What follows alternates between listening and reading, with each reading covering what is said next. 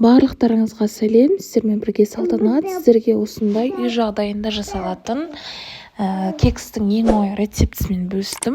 Каналыма тіркеліп, лайк басып, мені қолдап кетіңіздер, және де видеоны толық көріп кетіңіздер.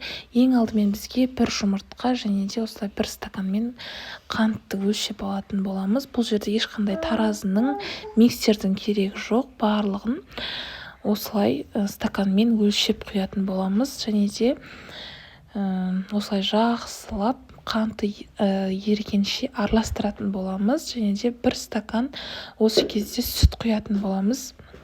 Осылай жақсылап көпіріп әдемі болғанша араластыра береміз, және де бір стакан май құйып жіберіңіздер.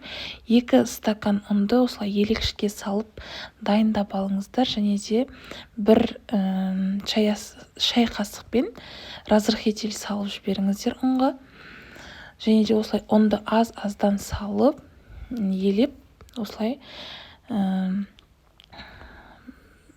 бір келкі болғанша тестаны міндетті түрде жақсылап араластыратын боламыз.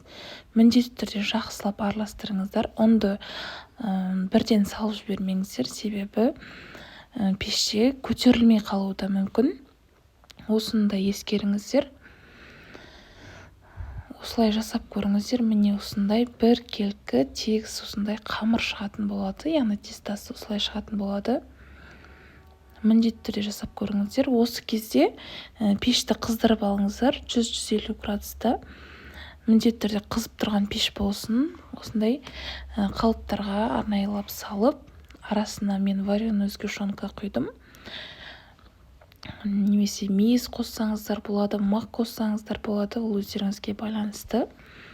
Осылай міндетті түрде құйып алыңыздар. Каналыма тіркеліп, лайк басуды ұмытпаңыздар. Видеоны соңына дейін көріңіздер, және де маған барынша, яғни қолдауларыңыз керек. Мен міндетті түрде қолдап, лайк басып, коммент жазып кетіңіздер. Міндетті түрде жасап көріңіздер. Міне осылай пешке салатын боламыз. Осындай әдемі болып